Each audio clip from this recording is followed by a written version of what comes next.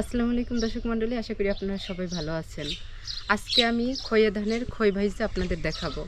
আপনারা আমাদের সাথে থাকেন এবং দেখেন যে আমি কিভাবে খই ভাজি। খোলা গরম হয়ে গেছে, ধান দিয়ে দিই।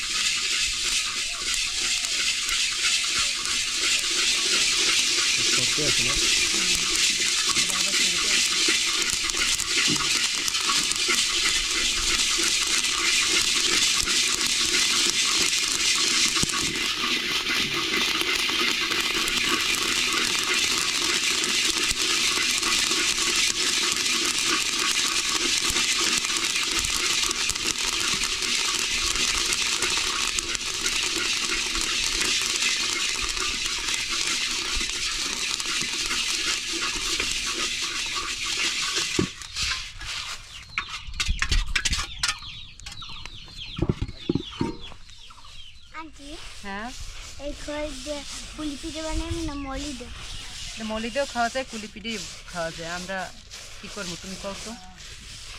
পুলি পিঠে বানাই মলি দে দিয়ে মলি দে করবো।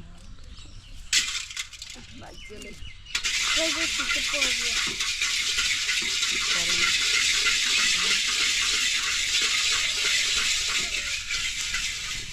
এই খইগুলো দিয়ে যে শুধু পিঠে আর মলিদে খাওয়া যায় তা না, কিন্তু এই খইগুলো এমনিতেও খাওয়া যায়।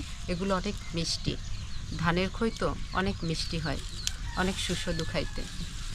আর যারা গ্রামে থাকে তারা কিন্তু সচরাচর খায়, কিন্তু শহরের লোকে খায় না, শুধু মুড়ি খাওয়া পড়ে। আর আমরা এই খই মুড়ি দুটো দিয়েই মলিদে খাই। ঠিক আছে, আজকে তো আমার খই ভাজা দেখাইলাম। ভালো থাকেন, আল্লাহ হাফেজ। আল্লাহ হাফেজ।